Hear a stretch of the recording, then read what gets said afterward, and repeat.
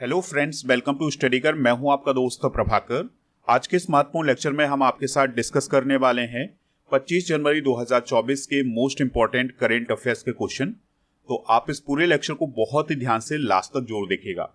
चलिए आज का पहला और इम्पोर्टेंट क्वेश्चन डिस्कस करते हैं। तो पहला क्वेश्चन है, नई दिल्ली में कौशल भवन का उद्घाटन किसके द्वारा किया गया है?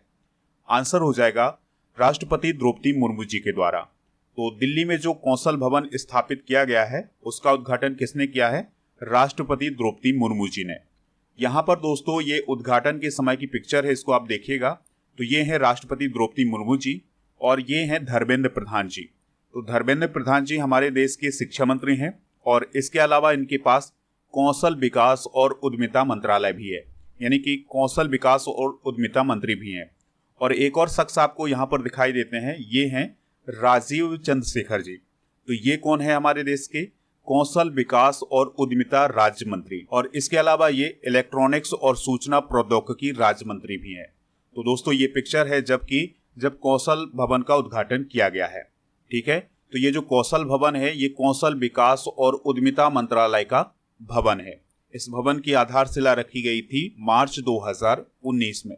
ठीक है दोस्तों, तो ये जो कौशल भवन होगा ये कौशल विभाग और उद्यमिता मंत्रालय के कार्यालय भवन के रूप में काम करेगा। हाल ही में निर्मित किए गए कुछ प्रमुख भवन और उनके उद्घाटन को डिस्कस कर लेते हैं। तो 6 जनवरी 2024 को केंद्रीय मंत्री पीयूष गोयल जी के द्वारा कोलकाता के न्यू टाउन में पटसन भवन का उद्घाटन किया गया है। तो आपसे क्वेश्चन पूछा जा सकता है कि पटसन भवन का उद्घाटन कहाँ किया गया है? तो ये भवन स्थापित किया गया है कोलकाता के न्यू टाउन में। 2023 में केंद्रीय गृह मंत्री और सहकारिता मंत्री अमित शाह जी के द्वारा दिल्ली के लुटियंस जोन में एक नए जनगणना भवन का उद्घाटन किया गया था। तो ये क्वेश्चन भी इंपॉर्टेंट है कि जनगणना भवन कहाँ स्थापित किया गया है? तो आंसर हो जाएगा इसका नई दिल्ली में। आप सभी को पता है कि 28 मई 2023 को प्रधानमंत्री मोदी जी ने भारत के नए संसद भवन का उद्घाटन किया था। तो ये क्वेश्चन आपके एग्जाम में बन सकता है, इसे आप नोट कर लीजिएगा। यहाँ पर आप ये पिक्चर देख पा रहे हैं, ये है प्राइम मिनिस्टर मोदी जी और ये कुछ धर्मगुरु आपको दिखाई देते हैं। तो और ये आपको सेंगोल दिखाई देता है। तो आपसे क्वेश्चन पूछा जा सकता है कि नए संसद भवन में कौन सी वस्तु अभी स्थापित की गई है? तो सेंगोल को स्थापित किया गया है और ये जो सेंगोल है ये लोकसभा में स्थापित किया गया है। तो जहां पर ओम बिरला जी बैठते हैं उनके बगल में ही ये सेंगोल स्थापित किया गया है। 2023 में नागरिक उड्डयन मंत्री हैं ज्योतिरादित्य सिंधिया जी। तो उनके द्वारा दिल्ली के सफदरजंग हवाई अड्डे में उड़ान भवन का उद्घाटन किया गया था। और 2023 में केंद्रीय वित्त मंत्री निर्मला सीतारमण जी ने त्रिपुरा के अगरतला में जीएसटी भवन का उद्घाटन भी किया था। 2017 की बात करें, जब सुषमा स्वराज जी थी, तो 2017 में मुंबई में देश के पहले विदेश भवन का उद्घाटन किया गया था। तो ये कुछ इंपॉर्टेंट भवन है, इन्हें आप नोट कर लीजिएगा। एग्जाम की दृष्टि से ये इंपॉर्टेंट है, पूछे भी जा सकते हैं आपके एग्जाम में। आप इस पूरे लेक्चर को बहुत ही ध्यान से लास्ट तक देखिएगा। लास्ट में आपसे क्वेश्चन पूछा जाएगा जिसका आंसर कमेंट बॉक्स में देना है। अगर आप चैनल पर पहली बार आए हैं तो सब्सक्राइब कर लें, बेल आइकन भी दबा लें, जिससे आपको समय पर और सबसे पहले नोटिफिकेशन मिल सकेगा। आप हमारे टेलीग्राम चैनल को भी ज्वाइन कर लीजिएगा। आपको टेलीग्राम पर जाना है, स्टडीगर ऑफिशियल ये पूरा सर्च करना है। आपको 14,000 इसमें सब्सक्राइबर देखने को मिलेंगे। तो वही हमारा चैनल है, इसको आप ज्वाइन कर सकते हैं। यहाँ पर आपको पीडीएफ भी मिल जाएगी। इसके अलावा आप हमारे ऐप को भी डाउनलोड कर सकते हैं। ऐप का लिंक डिस्क्रिप्शन बॉक्स में दिया गया है। तो दोस्तों ऐप पर आपको ebook, test series, PDF और डेली क्विज ये सभी मिल जाएंगे। तो इन सभी को प्राप्त करने के लिए ऐप को डाउनलोड कर सकते हैं। और दोस्तों मंथली करेंट अफेयर्स और ईयरली करेंट अफेयर्स की ई बुक दोनों मीडियम में, यानी हिंदी और इंग्लिश दोनों मीडियम में आपको ऐप पर मिल जाएगी। तो इसको प्राप्त करने के लिए आप ऐप को जरूर डाउनलोड करें। नेक्स्ट क्वेश्चन है, ICC men's T20 player of the year 2023 किसे चुना गया है? आंसर हो जाएगा सूर्य कुमार यादव को। तो ये बहुत ही इंपॉर्टेंट क्वेश्चन हो जाएगा आपके एग्जाम की दृष्टि से, तो इसे आप नोट कर सकते हैं। तो ICC men's T20 player of the year किसे चुना गया है? सूर्य कुमार यादव को। और उन्हें लगातार दूसरी साल यह अवार्ड दिया गया है, यानी 2022 में भी उन्हें ICC men's T20 player of the year चुना गया था। सूर्य कुमार यादव के 2023 के प्रदर्शन की बात करें तो उन्होंने 18 T20 मैच खेले हैं, जिसमें उन्होंने 733 रन बनाए हैं। आईसीसी ने T20 team of the year 2023 का अभी ऐलान किया था और इस टीम का कप्तान किसे बनाया था? सूर्य कुमार यादव को। और ये जो ICC T20 team of the year चुनी गई थी 2023 की, इसमें भारत के यशस्वी जायसवाल, रवि बिश्नोई और अर्शदीप सिंह को भी शामिल किया गया था। यानी कि जो टी20 टीम ऑफ द ईयर चुनी गई है 2023 में, उसमें 4 भारतीय क्रिकेटर शामिल हैं, जिसमें कप्तान किसे बनाया गया है, सूर्य कुमार यादव को। अगर हम महिला वर्ग में टी20 प्लेयर ऑफ द ईयर 2023 की बात करें तो ये अवार्ड दिया गया है वेस्ट इंडीज की हेली मैथ्यूज को। ये आप देख पा रहे हैं, ये कौन है, हेली मैथ्यूज। तो इन्हें महिला वर्ग में टी20 प्लेयर ऑफ द ईयर 2023 चुना गया है। और हेली मैथ्यूज का संबंध किस देश से है, वेस्ट इंडीज से। इसके अलावा दोस्तों ICC ODI team of the year 2023 का भी अभी हाल ही में ऐलान किया गया था, और उस टीम का कप्तान किसे बनाया गया था, रोहित शर्मा को। और ये जो ODI team of the year 2023 चुनी गई है, इसमें रोहित शर्मा के अलावा भारत के शुभमन गिल, ये आप देख सकते हैं, ये हैं शुभमन गिल, विराट कोहली और मोहम्मद सिराज और कुलदीप यादव और मोहम्मद शमी, इन सभी को भी इस टीम में शामिल किया गया था। दोस्तों बात करते हैं आईसीसी की, तो आईसीसी का फुल फॉर्म क्या होता है, इंटरनेशनल क्रिकेट काउंसिल। इसकी स्थापना कब की गई थी, 15 जून 1909 को। हेडक्वार्टर कहाँ है इसका, दुबई यूएई में। इसके वर्तमान में अध्यक्ष कौन है, ग्रेग बार्कले, ये आप देख सकते हैं, ये कौन है, ग्रेग बार्कले। और सीईओ है जियोफ एलार्डिस। और आईसीसी क्रिकेट के लिए एक गवर्निंग बॉडी के रूप में काम करती है। ठीक है, तो अगर आपसे पूछा जाए कि क्रिकेट की गवर्निंग बॉडी कौन है, तो वो कौन है, आईसीसी। और भारत में क्रिकेट की गवर्निंग बॉडी कौन है, बीसीसीआई। नेक्स्ट क्वेश्चन है, राज्य खनिज मंत्रियों का दूसरा सम्मेलन कहाँ आयोजित किया गया है। आंसर हो जाएगा भोपाल में। तो मध्य प्रदेश की कैपिटल भोपाल में अभी हाल ही में राज्य खनिज मंत्रियों का सम्मेलन आयोजित किया गया है, और यह दूसरा सम्मेलन है। ठीक है, तो दोस्तों इस सम्मेलन में 20 राज्यों के जो खनिज मंत्री थे उन्होंने हिस्सा लिया था। और इस सम्मेलन की अध्यक्षता किसने की थी, केंद्रीय खनन, कोयला और संसदीय कार्य मंत्री प्रहलाद जोशी जी ने। यहाँ पर आप देख सकते हैं, ये हैं प्रहलाद जोशी जी, और यहाँ पर आपको दिखाई देते हैं कौन, मोहन यादव जी, जो कि मध्य प्रदेश के चीफ मिनिस्टर हैं। तो ये सभी उपस्थित थे इस सम्मेलन के दौरान। इस सम्मेलन का प्रमुख उद्देश्य था माइनिंग के क्षेत्र में सुधारों पर चर्चा करना, यानी कि माइनिंग के क्षेत्र में किस प्रकार से सुधार किए जाएं, इस पर चर्चा की गई है। इस सम्मेलन में खनिज ब्लॉक की नीलामी में मध्य प्रदेश को प्रथम पुरस्कार दिया गया है। यहाँ पर आप देख सकते हैं डॉक्टर मोहन यादव जी ये पुरस्कार प्राप्त कर रहे हैं। पहली बार यह सम्मेलन 2022 में हैदराबाद में आयोजित किया गया था। चलिए दोस्तों, हाल ही में आयोजित किए गए कुछ प्रमुख राष्ट्रीय सम्मेलन डिस्कस कर लेते हैं। तो अभी हाल ही में विंग्स इंडिया 2024 का आयोजन कहां पर किया गया है, हैदराबाद में। राष्ट्रीय युवा सम्मेलन 2024 का आयोजन कहां पर किया गया है, नासिक, महाराष्ट्र में। विश्व कॉफी सम्मेलन 2023 का आयोजन बेंगलुरु में किया गया था। अंतर्राष्ट्रीय एरोस्पेस सम्मेलन 2023 का आयोजन ग्वालियर में हुआ था। पारंपरिक औषधीय वैश्विक शिखर सम्मेलन 2023 का आयोजन कहां किया गया था, गांधीनगर, गुजरात में। सेमिकॉन इंडिया 2023 का आयोजन गांधीनगर में किया गया था। और राष्ट्रीय मत्स्य किसान दिवस सम्मेलन 2023 का आयोजन महाबलीपुरम में किया गया था। एशिया पेट्रोकेमिकल उद्योग सम्मेलन 2023 का आयोजन नई दिल्ली में किया गया है। और वैश्विक बौद्ध शिखर सम्मेलन 2023 का आयोजन नई दिल्ली में किया गया है। तो ये हैं कुछ भारत के राष्ट्रीय सम्मेलन जो कि अभी हाल ही में आयोजित किए गए हैं। बात आई है यहाँ पर मध्य प्रदेश की, तो मध्य प्रदेश की बेसिक जानकारी डिस्कस कर लेते हैं। मध्य प्रदेश का गठन कब हुआ था, 1 नवंबर 1956 को। कैपिटल क्या है, भोपाल। भोपाल को झीलों की नगरी भी कहा जाता है। और जिलों की संख्या कितनी है मध्य प्रदेश में, 55। राज्यपाल कौन है, मंगू भाई छगन भाई पटेल। मुख्यमंत्री कौन है, डॉक्टर मोहन यादव जी। और विधानसभा की कितनी सीटें हैं, 230। राज्यसभा की कितनी सीटें हैं, 11। और लोकसभा की यहाँ पर 29 सीटें हैं। अब आपसे एग्जाम में मध्य प्रदेश के नेशनल पार्क भी पूछे जा सकते हैं।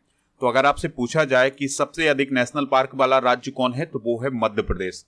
अब मध्य प्रदेश के नेशनल पार्क भी डिस्कस कर लेते हैं। तो Madhav national park, Panna national park, Sanjay Dubri national park, Bandhavgarh national park, fossil national park, Kanha national park, और इंदिरा प्रियदर्शनी पेंच नेशनल पार्क, और Satpura national park, Van Vihar national park, और कुनो नेशनल पार्क। दोस्तों याद रखिएगा कि जो ओमकारेश्वर नेशनल पार्क है ये अभी प्रस्तावित है, यानी कि ये निर्माणाधीन है। यहाँ पर आपको कुनो नेशनल पार्क दिखाई दे रहा होगा, ये इसकी लोकेशन यहाँ पर है, श्योपुर डिस्ट्रिक्ट में है ये। यहाँ पर दोस्तों चीते पाए जाते हैं। तो नामीबिया, साउथ अफ्रीका से जो चीते आए थे तो वो यहीं पर छोड़े गए हैं, यानी इसी नेशनल पार्क में छोड़े गए हैं। नेक्स्ट क्वेश्चन है, WHO ने दक्षिण पूर्व एशिया का क्षेत्रीय निदेशक किसे नियुक्त किया है? आंसर हो जाएगा साइमा वाजिद को। तो साइमा वाजिद जो है वो अभी हाल ही में दक्षिण पूर्व एशिया की क्षेत्रीय निदेशक बनी है। और दोस्तों इसके लिए नवंबर 2023 में चुनाव हुए थे, तो उन्होंने चुनाव में जीत हासिल की थी और अब वो WHO की दक्षिण पूर्व एशिया क्षेत्र की क्षेत्रीय निदेशक बन गए हैं और इसके लिए उन्होंने शपथ भी ले ली है। याद रखिएगा कि जो साइमा वाजिद हैं ये बांग्लादेश की प्राइम मिनिस्टर शेख हसीना की बेटी हैं। दोस्तों अगर हम साइमा वाजिद की बात करें तो उन्होंने ऑटिज्म पर बड़े पैमाने पर कार्य किया हुआ है। ऑटिज्म एक प्रकार की बीमारी होती है, डिसऑर्डर होता है, तो उसके लिए उन्होंने काम किया है। वर्तमान में WHO दक्षिण पूर्व एशिया क्षेत्र की क्षेत्रीय निदेशक कौन है? भारत की पूनम खेत्रपाल। तो अब उनके स्थान पर साइमा वाजिद जो है वो WHO की दक्षिण पूर्व एशिया क्षेत्र की क्षेत्रीय निदेशक बन गई हैं। बात कर लेते हैं WHO की। तो WHO का फुल फॉर्म पूछा जा सकता है वर्ल्ड हेल्थ ऑर्गेनाइजेशन। इसकी स्थापना कब की गई थी? 7 अप्रैल 1948 को। हेडक्वार्टर कहाँ है इसका? जेनेवा, स्विट्जरलैंड में। और इसके वर्तमान में महानिदेशक कौन है? Tedros Adhanom Ghebreyesus. याद रखिएगा कि विश्व स्वास्थ्य दिवस कब मनाया जाता है? 7 अप्रैल को। 2023 की थीम क्या थी विश्व स्वास्थ्य दिवस की? सभी के लिए स्वास्थ्य। दोस्तों आपके लिए क्वेश्चन है, आपको बताना है कि अभी हाल ही में WHO के द्वारा किस देश को मलेरिया मुक्त घोषित किया गया है। तो ये क्वेश्चन आप कमेंट बॉक्स में जरूर बताइएगा। हाल ही में की गई कुछ इंपॉर्टेंट नियुक्तियां डिस्कस कर लेते हैं। तो भूटान के अभी हाल ही में प्रधानमंत्री बने हैं सेरिंग टोब्गे। महाराष्ट्र की पहली महिला DGP कौन बनी है? रश्मि शुक्ला जी। ये आप देख सकते हैं, ये कौन है? रश्मि शुक्ला। यूरोपीय निवेश बैंक की अध्यक्ष बनी है नादिया कैल्विनो। और पश्चिमी नौसेना कमान के flag officer commanding in chief कौन बने हैं? संजय जसजीत सिंह। विदेश मंत्रालय की नई प्रवक्ता कौन बने हैं? रणधीर जायसवाल। और सेंथिल पांड्यन सी WHO में भारत के अगले राजदूत बने हैं। और समीर कुमार सिन्हा रक्षा मंत्रालय के महानिदेशक बने हैं। और इसके अलावा इंद्रमणि पांडे बिम्स्टेक के महासचिव बने हैं। और नीना सिंह CISF की महानिदेशक बनी है। तो ये हैं दोस्तों हाल ही में की गई कुछ महत्वपूर्ण नियुक्तियां। अगला क्वेश्चन है, हमारा संविधान हमारा सम्मान अभियान का शुभारंभ किसने किया है? आंसर हो जाएगा जगदीप धनखड़ जी ने। तो नई दिल्ली से जगदीप धनखड़ जी ने गणतंत्र दिवस के 75 साल पूरे होने के उपलक्ष्य में हमारा संविधान हमारा सम्मान अभियान शुरू किया है। इसकी थीम क्या है? तो सबको न्याय, हर घर न्याय, नव भारत, नव संकल्प और विधि जागृति अभियान। तो ये इसकी थीम है। दोस्तों इस कार्यक्रम के दौरान दिशा उपलब्धि पुस्तिका को भी लॉन्च किया गया है। और इसके अलावा कानूनी सेवाओं का दायरा बढ़ाने के उद्देश्य से न्याय सेतु पहल को भी शुरू किया गया है हाल ही में। अगला क्वेश्चन है, राष्ट्रीय मतदाता दिवस कब मनाया जाता है? तो हर साल 25 जनवरी को राष्ट्रीय मतदाता दिवस मनाया जाता है। यह दिवस 25 जनवरी को ही क्यों मनाया जाता है? क्योंकि 25 जनवरी 1950 को हमारे देश के चुनाव आयोग की स्थापना की गई थी। तो इसी दिन को याद करने के लिए ही 25 जनवरी को राष्ट्रीय मतदाता दिवस मनाया जाता है। दोस्तों 2024 की थीम भी आप याद रखिएगा, हर वोट को गिनना, कोई भी मतदाता पीछे न छूटे। तो ये है 2024 की थीम। अब आपसे सवाल पूछा जा सकता है कि राष्ट्रीय मतदाता दिवस पहली बार कब मनाया गया था? तो यह दिवस पहली बार 2011 में मनाया गया था। बात करते हैं इलेक्शन कमीशन ऑफ इंडिया की, यानी भारत के निर्वाचन आयोग की। तो इसकी स्थापना कब की गई थी? 25 जनवरी 1950 को। और इसका काम होता है लोकसभा, राज्यसभा, राज्य की विधानसभाओं, राष्ट्रपति और उपराष्ट्रपति के चुनाव का संचालन करना। और अनुच्छेद 324 से लेकर के 329 तक चुनाव आयोग का वर्णन किया गया है। वर्तमान में भारत के मुख्य चुनाव आयुक्त कौन है? राजीव कुमार। और अन्य चुनाव आयुक्त में अनूप चंद्र पांडे और अरुण गोयल शामिल हैं। तो ये पॉइंट आप नोट कर सकते हैं। दोस्तों मुख्य चुनाव आयुक्त का जो कार्यकाल होता है वो 6 साल का होता है, या 65 वर्ष की आयु, जो भी पहले हो जाए वही उसका कार्यकाल माना जाता है। मुख्य चुनाव आयुक्त को राष्ट्रपति के द्वारा शपथ दिलाई जाती है। इस पॉइंट को भी आप नोट कर लीजिएगा। वर्तमान में भारत में कितनी नेशनल पार्टियां हैं? तो 6 नेशनल पार्टियां हैं। पहली है बीजेपी, दूसरी है कांग्रेस, तीसरी है मार्क्सवादी कम्युनिस्ट पार्टी, चौथी है आम आदमी पार्टी, पांचवी है बहुजन समाज पार्टी और छठी है नेशनल पीपल्स पार्टी। तो ये क्वेश्चन भी इंपॉर्टेंट है, आपसे पूछा जा सकता है कि वर्तमान में भारत में कितनी नेशनल पार्टियां हैं। तो 6 नेशनल पार्टियां हैं। अगला क्वेश्चन है अभ्यास डेजर्ट नाइट किन देशों के बीच आयोजित किया गया है? आंसर हो जाएगा भारत, फ्रांस और यूएई। तो अभी हाल ही में अभ्यास डेजर्ट नाइट का आयोजन किया गया है इन 3 देशों के बीच में। तो इसका जो राइट आंसर हो जाएगा वो हो जाएगा ऑप्शन नंबर डी। तो दोस्तों जो एक्सरसाइज डेजर्ट नाइट है इसका आयोजन अरब सागर में किया गया है।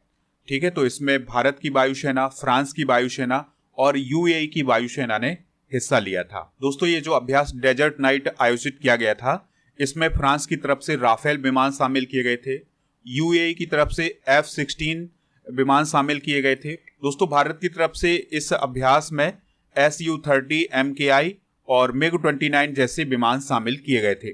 भारत में इसका आयोजन 23 जनवरी 2024 को किया गया है अरब सागर के ऊपर, और इसका उद्देश्य था तीनों देशों की वायुसेनाओं के बीच तालमेल और पारस्परिकता को बढ़ावा देना, यानी कि इन तीनों देशों की वायुसेना के बीच तालमेल को बढ़ाना इस अभ्यास का उद्देश्य था। दोस्तों अभी हाल ही में एक और महत्वपूर्ण अभ्यास चर्चा में रहा है, उसका नाम है अभ्यास चक्रवात। ठीक है, तो ये भारत और मिस्र के बीच आयोजित किया जा रहा है और इसका आयोजन मिस्र के अंसास में किया जा रहा है। तो मिस्र का जो अंसास नामक स्थान है वहां पर अभ्यास चक्रवात 2024 का आयोजन किया जा रहा है। इसका आयोजन 22 जनवरी से 1 फरवरी 2024 तक किया जाएगा, यानी 11 दिनों तक यह अभ्यास चलेगा। दोस्तों इस अभ्यास का पहला संस्करण 2023 में भारत में किया गया था, और इस साल जो अभ्यास आयोजित किया जा रहा है इसमें भारत के 25 सैनिक शामिल हुए हैं। तो ये पॉइंट आप नोट कर सकते हैं। नेक्स्ट क्वेश्चन है केंद्र सरकार ने बहुभाषी शिक्षा के लिए कौन सा ऐप लॉन्च किया है? आंसर हो जाएगा अनुवादिनी ऐप। तो अभी हाल ही में सेंट्रल गवर्नमेंट के द्वारा अनुवादिनी ऐप लॉन्च किया गया है और इसका उद्देश्य है मल्टीलिंगुअल एजुकेशन को बढ़ावा देना।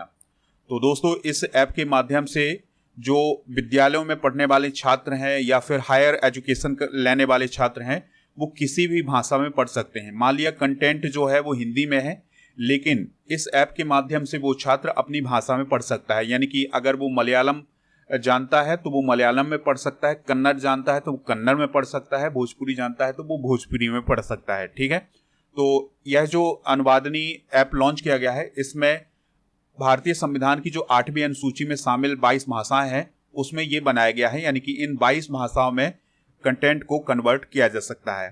दोस्तों हाल ही में लॉन्च किए गए कुछ ऐप और पोर्टल डिस्कस कर लेते हैं। तो अमर सरकार पोर्टल त्रिपुरा सरकार के द्वारा लॉन्च किया गया है, स्वास्थ्य ऐप तमिलनाडु सरकार के द्वारा, और सीएम द हैसी पोर्टल मुख्यमंत्री मणिपुर के द्वारा लॉन्च किया गया था, और I star talent connect portal Rajasthan की गवर्नमेंट के द्वारा लॉन्च किया गया था। साथी पोर्टल कृषि मंत्रालय के द्वारा, AIS ऐप लॉन्च किया गया था आयकर विभाग के द्वारा, call before you dig app को लॉन्च किया था प्राइम मिनिस्टर मोदी जी ने, जलदूत ऐप ग्रामीण विकास मंत्रालय के द्वारा लॉन्च किया गया था। नेक्स्ट क्वेश्चन है भारत की किस फिल्म को 96वें ऑस्कर अवार्ड के लिए नॉमिनेट किया गया है? आंसर हो जाएगा टू किल ए टाइगर। तो सर्वश्रेष्ठ डॉक्यूमेंट्री फीचर फिल्म श्रेणी में भारतीय documentary film to kill a tiger को 96वें अकादमी पुरस्कार या ऑस्कर अवार्ड के लिए नॉमिनेट किया गया है। याद रखिएगा कि ऑस्कर अवार्ड को हम अकादमी पुरस्कार या एकेडमी अवार्ड भी बोलते हैं, तो उसके लिए अभी हाल ही में नॉमिनेट किया गया है। याद रखिएगा कि अवार्ड नहीं मिला है, नॉमिनेट किया गया है। टू किल ए टाइगर का निर्देशन किया है दिशा पहुजा ने। दोस्तों इस साल जो ऑस्कर अवार्ड दिए जाएंगे वो 10 मार्च को दिए जाएंगे लॉस एंजल्स अमेरिका में। ऑस्कर अवार्ड 2023 के विजेता डिस्कस कर लेते हैं। तो कुछ इंपॉर्टेंट पॉइंट आपको नोट करने हैं ऑस्कर अवार्ड 2023 से रिलेटेड। तो जो 2023 में ऑस्कर अवार्ड दिए गए थे वो 95वें नंबर के ऑस्कर अवार्ड दिए गए थे, और इसमें सर्वश्रेष्ठ फिल्म का अवार्ड दिया गया था everything everywhere all at once को। सर्वश्रेष्ठ अभिनेत्री का अवार्ड दिया गया था मिशेल योह को। सर्वश्रेष्ठ अभिनेता का अवार्ड दिया गया था ब्रेंडन फ्रेजर को, और बेस्ट ओरिजिनल सॉन्ग का अवार्ड दिया गया था नाटू नाटू को, जो कि RRR मूवी का सॉन्ग था। सर्वश्रेष्ठ वृत्तचित्र लघु फिल्म का अवार्ड दिया गया था द एलिफेंट विस्पर्स को। ऑस्कर अवार्ड को एकेडमी अवार्ड कहा जाता है, यह भी हमने डिस्कस किया हुआ है। इसकी शुरुआत कब की गई थी? 16 मई 1929 को। इसका उद्देश्य होता है मोशन पिक्चर इंडस्ट्री में जो कलाकार हैं उनको सम्मान देना। नेक्स्ट क्वेश्चन है 2026 से कौन सा शहर स्पेनिश ग्रैंड प्री की मेजबानी करेगा? आंसर हो जाएगा मैड्रिड। तो स्पेन की कैपिटल है मैड्रिड, तो वहां पर 2026 से स्पेनिश फार्मूला 1 ग्रैंड प्रिक्स का आयोजन किया जाएगा। और ये जो यहाँ पर ट्रैक बनाया गया है ये 2026 से 2035 तक के लिए बनाया गया है, यानी 10 सालों तक यहाँ पर फार्मूला 1 का आयोजन किया जा सकेगा। दोस्तों बात करते हैं स्पेन की, तो स्पेन यूरोप महाद्वीप का एक देश है। राजधानी इसकी मैड्रिड, सम्राट हैं फेलिप VI और प्रधानमंत्री हैं पेड्रो सांचेज। यहाँ पर आप स्पेन की लोकेशन देख सकते हैं। पड़ोसी देशों में फ्रांस और पुर्तगाल हैं। और अगर आप वर्ल्ड मैप में देखेंगे तो इसकी लोकेशन यहाँ पर आपको दिखाई देती है, और ये है अफ्रीका कॉन्टिनेंट और ये है स्पेन। तो दोस्तों ये थे आज के करंट अफेयर्स के क्वेश्चन। चलिए अब कल के करंट अफेयर्स के क्वेश्चन डिस्कस कर लेते हैं, फिर इसके बाद जनरल नॉलेज के पिटारे को डिस्कस करेंगे। लास्ट में आपसे एक क्वेश्चन पूछेंगे जिसका आंसर कमेंट बॉक्स में देना है। तो कल का पहला क्वेश्चन था, सुभाष चंद्र बोस आपदा प्रबंधन पुरस्कार 2024 किसे दिया गया है? तो 60 पैरासूट फील्ड हॉस्पिटल को। भारत रत्न 2024 से किसे सम्मानित किया गया है? कर्पूरी ठाकुर को। केंद्र सरकार ने हाल ही में कौन सी योजना शुरू की है? प्रधानमंत्री सूर्योदय योजना शुरू की है। भारत किर्गिस्तान के बीच 11वां खंजर अभ्यास किस राज्य में शुरू हुआ है? हिमाचल प्रदेश में। यूपी गौरव सम्मान से किसे सम्मानित किया गया है? तो डॉक्टर रितु करिधल और नवीन तिवारी को। पर्यटन मंत्रालय के द्वारा भारत पर्व का आयोजन कहाँ किया जा रहा है? नई दिल्ली में। बीसीसीआई के द्वारा international cricketer of the year 2023 किसे चुना गया है? शुभमन गिल को। वैश्विक स्तर पर चौथा सबसे बड़ा इक्विटी बाजार कौन सा देश बन गया है? भारत। गृह मंत्री अमित शाह ने डिजिटल फॉरेंसिक उत्कृष्टता केंद्र का उद्घाटन कहाँ किया है? गांधीनगर में। भारत ने किस देश से घुसपैठ को रोकने के लिए फ्री मूवमेंट बंद किया है? म्यांमार। तो ये थे कल के करंट अफेयर्स के क्वेश्चन। आज के जनरल नॉलेज के पिटारे में हम जीके के कुछ एमसीक्यू डिस्कस करेंगे। तो अगर आपसे पूछा जाए रेमन मैग्सेसे पुरस्कार पाने वाले पहले भारतीय कौन थे? विनोबा भावे। भारत में वर्तमान में कुल कितने हाई कोर्ट हैं? आंसर हो जाएगा 25। कोई विधेयक धन विधेयक है या नहीं, इसका फैसला कौन करता है? लोकसभा अध्यक्ष। और लोकसभा अध्यक्ष कौन है वर्तमान में? ओम बिरला जी। बुली शब्द का प्रयोग किस खेल में किया जाता है? हॉकी में। आर्य समाज की स्थापना कब की गई थी? 1875 में। अब आपको कमेंट बॉक्स में बताना है कि आर्य समाज की स्थापना किसके द्वारा की गई थी। भाभा परमाणु अनुसंधान केंद्र कहाँ स्थित है? तो ये ट्राम्बे मुंबई में है। लास्ट क्वेश्चन है, कांग्रेस के प्रथम मुस्लिम अध्यक्ष कौन थे? तो बदरुद्दीन तैयब जी। ठीक है, तो ये सभी पॉइंट आप नोट कर लीजिएगा।